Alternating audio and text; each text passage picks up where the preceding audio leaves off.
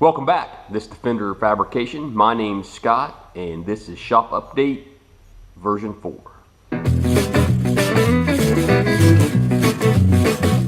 What are we going to talk about on this update? I've got 5 things I want to go over. In reverse order, we're going to talk about a contest. That's right, we're going to have a contest in this video, and you may win. We're going to talk about intruders in the shop. That's right, since the last update, we've unfortunately had some intruders in the shop.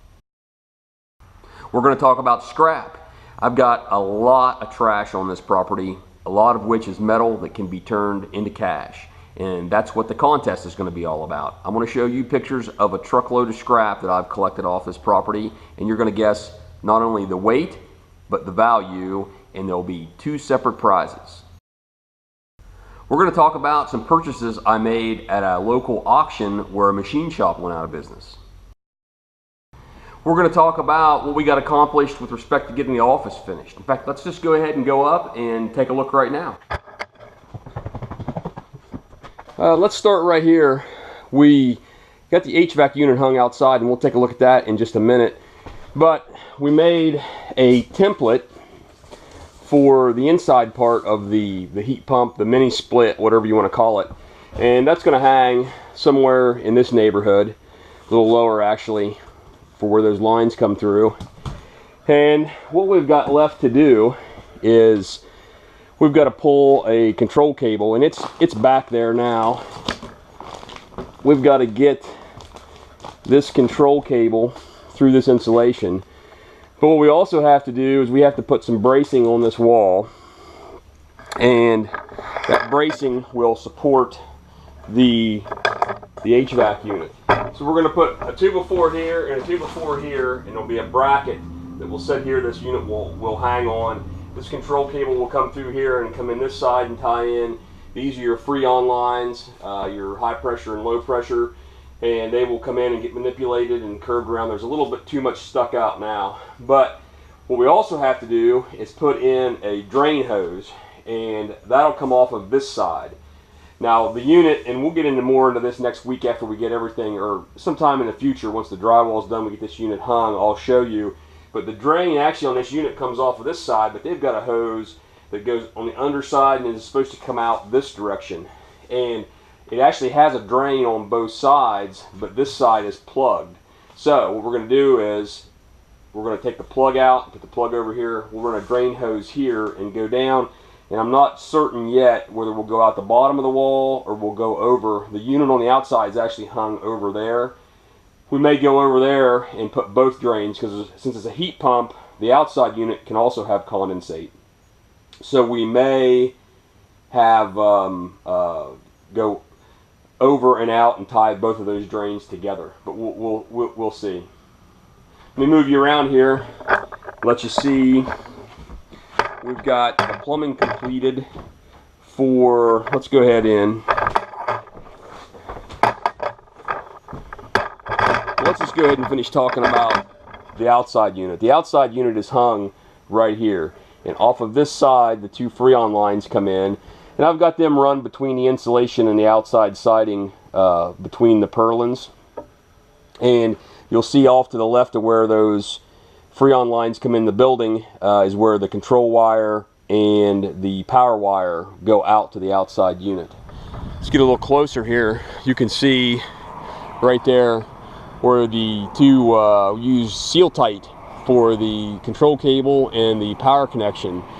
And you can see the hole there where we put the freon lines through, and we'll patch that. We got some of that flexible putty that the manufacturer gave us with this, and we'll seal around those freon lines with that. But the bracket, I made this bracket. It's 090 aluminum, 90 thousandths of an inch aluminum, and the reason it's so tall, I know I had a question from the first guy that looked at it, why it's so tall, and there's purlins. If you see where the lines of screws is on the building, there's a purlin behind that, and so between that there's nothing behind the metal. So the idea was to span those purlins, and there's 2 lag bolts up top, which are really what's holding all the weight, and I reinforced that with a piece of 1/8 inch aluminum flat bar. Those are galvanized screws, so hopefully it'll last a long time. Now it's setting on little rubber mounts that came with the unit, and stainless steel bolts. Now the nuts are plain zinc coated nuts, but they're nylocks, and we didn't tighten them all the way down. They're just loose, so that it's just really floating on that rubber, but you know, you wouldn't be able to tip it off.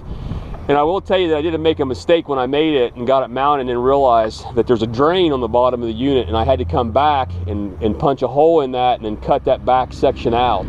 That was actually just a slot back there. But one thing worth noting is if you would have mounted this on the ground, which we could have done, we could have put this down here on a pad or something of that nature. Which, you know, the problem with that is that, you know, this building's a year old, and there's probably still going to be some settling around the foundation, and that pad may tend to tip back towards the building before it's all over with. That, and then you got to mow around it and all that. So with this being as high as it is, you know, there's really no risk of running into it with your head or anything like that. And you know, it doesn't even have to be as far off the building, and it actually gets a little bit of protection from the overhang. But it needs to be 4 inches away from the metal, so I've got a good 6 inches anyway. It needs to be further if it's on a pad. So anyway, that's what we've got going on out here. Really, this thing should be complete up until we get ready to fire the unit up. And when we do, what we'll have to do is remove this side cover and then put a vacuum pump that will pull a vacuum on the lines and the inside unit. And then once we pull a vacuum on that and maintain the vacuum for 15 minutes, which should indicate no leaks, then we'll close the vacuum pump back off so that the unit's sealed to itself. And then there's a valve, and this unit out here already has Freon in it. It's already charged. So once those valves open, then it should have enough Freon to fill the lines, fill the inside unit, and should be functional from that point forward. So let's take a look at the plumbing. I think on the last update, I did not have the plumbing for the shower done. Now there'll be a toilet set here, and there's your supply water for your toilet, and this is your hot. Now if you're an astute person, you'll say, wait a minute, you've got the cold water on the wrong side. Well, this valve for the shower has the ability to accept hot water on the reverse by simply flipping the valve on the other side, and I've flipped that, and we did that just so that it was easier, since I was going to have cold water over here anyway for the toilet. Just go ahead and bring that cold water on up and bring it into this valve.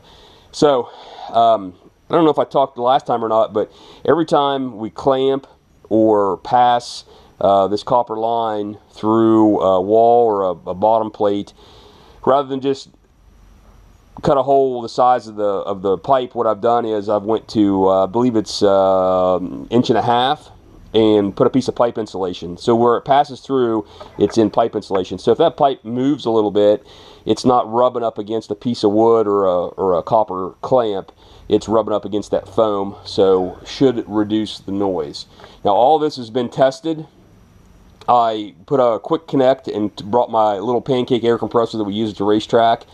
Has a regulator on it, and I was able to regulate that down to about 30 psi, and eventually actually we bumped that pressure up to about 60. So this has all been tested to 60 psi, and I did find a couple of leaks.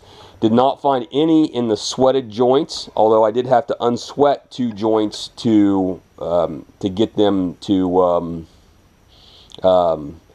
repair them. One was this threaded joint here, and then the other was this threaded joint here. Now this one was as easy as taking the shower head piece loose up top, and I'll give you a little look at how I did that up there. It's just a flanged elbow, transitions to 1/2 inch threaded pipe. So we just unscrewed that and then unscrewed it from here. Actually did not unscrew this. What I did was I put another full turn on it, and it sealed up, no leaks.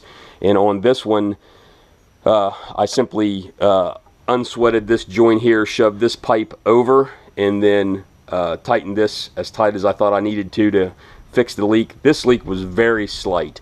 This one was more. I maybe didn't tighten this one. I don't know, because it was days in between putting all this together. So the sink is, I think, in the same position it was before, but it also has been tested, so that's complete as well. We did get drywall. I ordered or purchased and picked up 8 sheets of drywall just to get started, and actually 8 sheets of drywall, 4 8-footers and 4 12-footers. This wall here is between the window and the corner is longer than 8 feet, and so I was going to have a vertical joint. So rather than do that, what we did was we bought 12-footers. So we bought 4 12-footers, so there's one here and one here, and then this wall over here where the heating unit's going to be is also, it's 9 foot 3 inches. So we were going to end up with a joint as well on this wall. And although you'd say, well, it would be behind the door, the fact is when you're in here, the door's going to be closed on this office most of the time. So we went ahead and bought 12-footers, and unfortunately we had a little bit of a problem. On the piece for the bottom side of this wall, I cut maybe 10 inches off the bottom, because we've only got 7-foot ceilings here, or a little over 7-foot ceilings. I cut that bottom off of it, and we went to pick it up to bring it up here, and we cracked it. We got to looking at it, and it had been damaged. It was the bottom sheet from a stack, and the forklifts had scraped the paper off of it, and so there was no strength on that other side. So we'll have to see if we can get our home center to give us another sheet of drywall. Let's talk about auction items. I went to an auction. It was in Caldwell, Ohio, and the guy had a machine shop. Story was he'd worked somewhere for 25 years, worked somewhere else for 13 years, and then retired, and then started his own machine shop. So it wasn't a machine shop like on the street, storefront, you know, everybody knows where it's at kind of place. It was in a shop behind his house, but there was a ton of stuff. Next time I do this, I'm going to get a little better footage of maybe walk through all the items. But all I've got for you this time is just the things that I purchased. The first thing I want to talk about is this drill press behind me. And I'll insert some pictures here. We're not going to go over it really in depth, but the plan is I'm just going to get this thing cleaned up. It's got a 3-phase motor on it, but I got the 3-phase static converter with it. And the plan is for now that I'm going to mount the static converter, which was on the wall in this guy's shop. I'm going to mount it somewhere on the drill press, and then we're going to put a cord on it and get it hooked up. Let's talk about what else I bought. It's a Walker long frame jack. I've already used it. It does function, although it does have a leak. The plans for it is not to do any total restoration, but we're going to see if we can't fix the leak. Hopefully it's as simple as putting an O-ring in it. It's backed by the pump. It's not the cylinder, so it's not the ram. The next thing I want to talk about is this vise. I picked this drill press vise up, or I'm going to call it a drill press vise. This is the big mistake that I made. For as good a deal as I got on the drill press, this is the this is where I gave it all back. Maybe not all of it, but anyway, I paid $30 for this thing, and I just had never seen one like it. And there's pieces missing, and in fact, after I bought it and got my hands on it, I seen that this thing has been repaired. There's a crack right through here where this boss had broken off, and somebody has drilled it and put a couple of bolts in it. So I don't know what I'm going to do with this thing. Probably the best bet is to add it to the truckload of scrap and just consider it $30 gone. If you've never been to these auctions, they'll sell what they call flats. And they get a lot of these boxes, which are simply, they go to the grocery stores and they buy, or they take away all the boxes that canned goods can't come in, and they empty maybe a drawer out of a toolbox or something into one of these things, and then they'll auction this flat all at one time. And what I was really interested in was, I'll go ahead and tell you up front, I paid $30 for this flat, and what I was interested in was this Mac chain wrench. So this is what I wanted out of this box. But we also have Little 1/4-inch drive ratchet. It's a Challenger. It doesn't say Proto, but it does say manufactured in USA, with a little 1/4-inch extension and a 7/16 socket. The extension's a Mac, and the socket is also a Challenger socket. So, you know, that's not a little bad setup. Maybe we'll throw that in with the tools in the race trailer. Now, I also got this set of Proto wrenches. Now, I happen to like these Proto professional wrenches. I have a full set of SAEs, but I don't have any of them in metric, although I have plenty of metric wrenches, so I didn't really need these. But we've got a 9 and an 8mm and a 13, a 14, and an 11, and a 16. So no 13. But anyway, there is a set of USA, or a part of a set of USA-made Proto metric wrenches.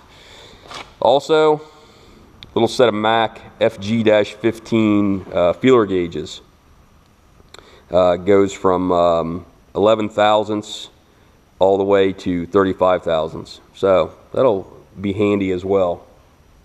Now, last piece is a set of both Torx bits and sockets. And this is what we're going to give away as the prize for the scrap weight guess. So these are, I don't think they have a name on them. I believe these are Pittsburgh. Yeah, these are Pittsburgh. The sockets are Pittsburgh.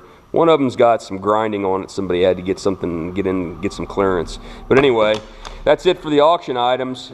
Ended up $30 for the vise, $30 for this flat, $50 for the jack, and $300 for the drill press. So I spent $410. Let me know in the comments whether you think that was a good deal or not. Let's go ahead and talk about scrap.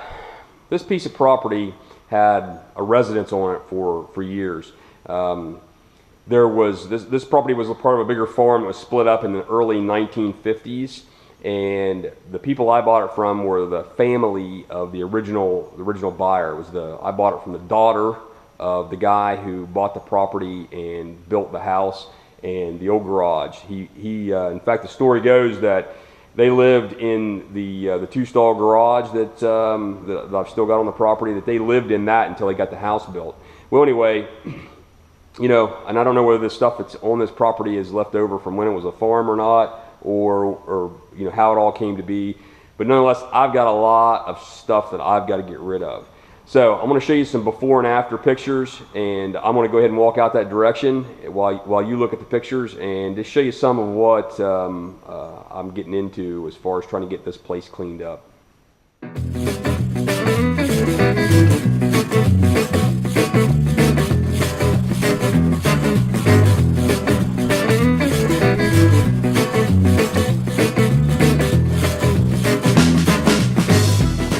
Okay, as you probably saw from the before and after pictures, this whole area right here was grown up with brush, and you can kind of see around this tree where there was nothing growing, there was a bunch of stuff piled up in there. And the problem with a lot of this is if it was just brush, I could get me a brush hog and get in here and hit it. But there was a lot of metal, some angle iron and stuff like that in there where you just couldn't go in. And I think at some point somebody stacked up some firewood, and so there was firewood in it, and it really just has to get picked through. But there was actually a fence line. In fact, that tree grew up beside of a fence post. But I've got all that fence post out of there, got the holes filled in. That's all been cleared out. As you saw from the before and after pictures, these buildings, you couldn't even see them from the road. They were just surrounded or covered with brush. But in the weeds, and I'm not sure how much this stuff's going to show up for you guys, but there's just trash. And I've used a couple of different methods to clear some of this stuff out. Although what you're looking at is just what's left. I have actually done some clearing already, and you can see concrete blocks stacked up.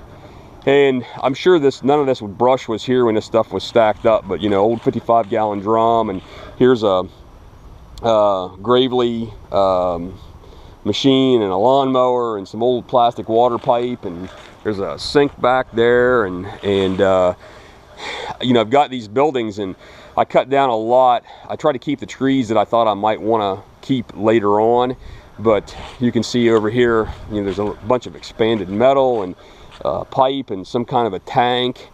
I'm not sure what this stuff is over here, but that's a signpost. That's actually from me.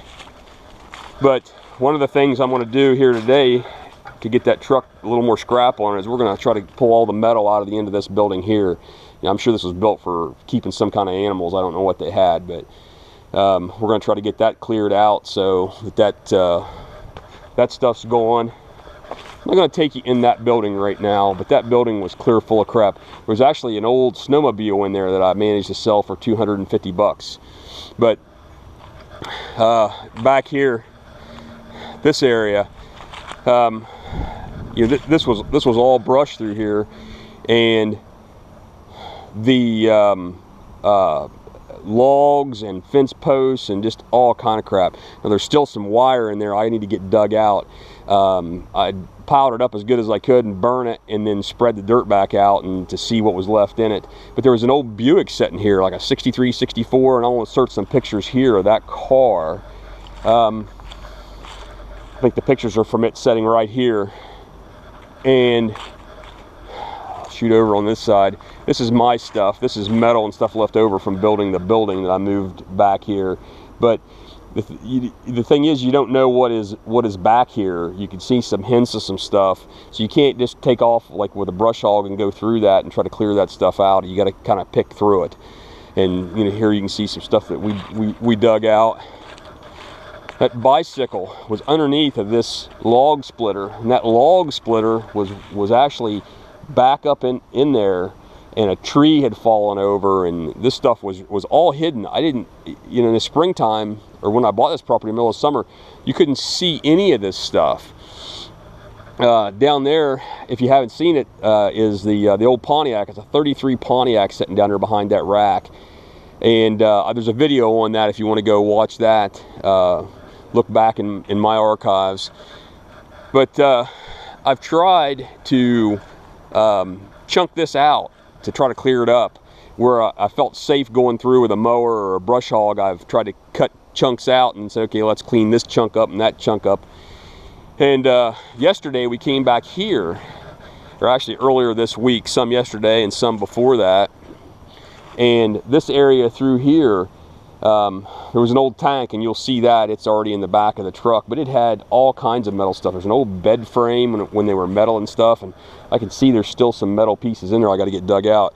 But this expanded metal, that's only half of what was here. We cut the other half that was laying back there and got it out, but this chunk is growing in this tree. So it's been laying there long enough that this tree grew. So let's go on back in this area, and these concrete blocks, the rebar, you're going to see in the back of the truck all the rebar that was stacked up on top of these blocks. Now I'm sure that when they were stacked, the rebar was on top of the blocks, but it was all back in here, and then it had metal building siding, like corrugated siding on top of it, similar to the siding that's on the buildings already. And so I thought when I first started pulling it out, I was just going to pull out that building metal, and underneath that it's all this rebar, but it had sunk in the ground, and the vines had grown over it, and stuff that you don't know you have. Scrap pays a little better for heavy stuff, so I've got some truck springs that we found. Truck springs, and there's a piece of railroad rail, these two big pieces of pipe, and then that channel. None of this stuff was visible. Like that big long piece of pipe was underneath of that 63 Buick. And when we pulled the Buick out of the weeds, we found that piece of pipe. And same with the rest of this stuff. We had no idea it was there. And that's why I'm afraid to go over in this area with a brush hog, because you just have no idea. And if you go kick in the weeds and stuff very much, you'll find bottles and everything else. So it's going to be a chore to get all that cleared up. And there's this pile of logs. I have no idea what the story is behind this pile of logs, and I don't have any idea what I'm going to do with them, other than, you know, they're too wet to burn. So I don't know. I don't know what I'm going to do with them. But that pile of brush there is from the apple tree that we passed coming back here. I trimmed it up after the season was over and the leaves all dropped. But anyway, and I don't even know what's back in there. Hopefully they didn't pile stuff back in this area, but you don't know. Every time I uncover something, I find something new.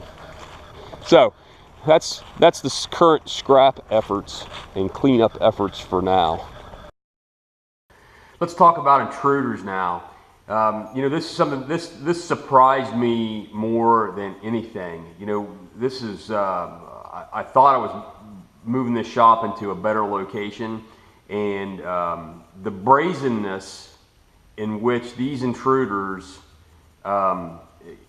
it boggles the mind. Right here where I'm sitting, well, you know, I got video of it. Let's go ahead and show the video and let you take a look. And what happened was, I had came back with the drill press, and you can see this little guy, and he has no fear. He doesn't have any respect for the fact that he's on somebody else's property. And in fact, that cup is you know, sustenance, you know, that he just doesn't care about. So anyway, you know, you figured out this is kind of a joke. When the weather turned cold, you know, this being really the first winter, last winter, you know, this time of year, in fact, today is the anniversary of pouring the concrete floor. So we didn't have any doors up or anything. So by the time we got this thing warmed up in here, winter had already set in. So we didn't have problems with animals. And so what has happened is the mice have figured out this is a nice place to stay. And I've seen these little guys running around, and I put out some sticky traps for them. And it wasn't until recently that they started getting really brave. I mean, you know, you see that video, the guys, you know, just out there in the middle of the floor. Well, anyway, you can't catch them by hand. But what happened later on that same day was there was a McDonald's bag that maybe had a couple French fries or something in it, and it was sitting on top of the table saw, and the mouse was trying to get in that bag. And so I had a buddy here, and he was going to try to grab the mouse, but I said, no, wait a minute, hold on. And so and I didn't give video of it because I wasn't quick enough, but the mouse ran around the bag 2 or 3 times trying to get in. He finally got in. So then I told my buddy, I said, hey, go shut that bag. So we got the bag shut. And so now we got this live mouse in the bag. So listen, I'm not spiritual or religious or to any great extent, but I also don't believe in killing animals. There's no reason to kill them. So I grabbed the camera, went out back, and here's a little footage of my big animal release.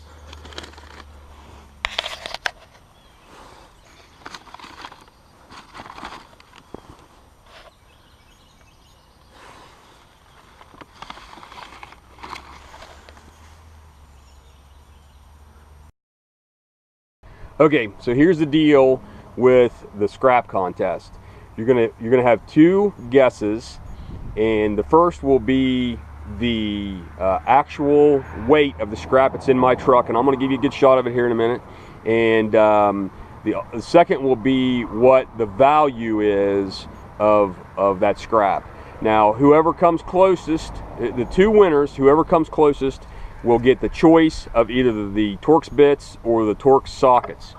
So let's go ahead and take a look. And you know, there's potential that the same guy could win both. If he knows what scrap's going for, if you know what scrap's going for, then you might have a pretty good idea on you know, on both. If you get the right weight, you're going to get the right value. Maybe they'll go to the same place. This is not going to cost anybody anything. I'll pay for all the shipping. Now this is all, I think, 3/8 rebar that was all stacked up back there, and there's over 100 pieces there. And you can see the expanded metal that was dug up by the tree and all that. So, give you a good shot. You can see the stuff that's in there. I did not get the other building cleared out, so we're gonna take this tomorrow after the video is published, and we're going to take it to the scrapper. So in the next update 2 weeks from now, you'll see the footage, the trip to the scrapper, and we'll figure out what I got out of it, what it weighed, and who the winner is.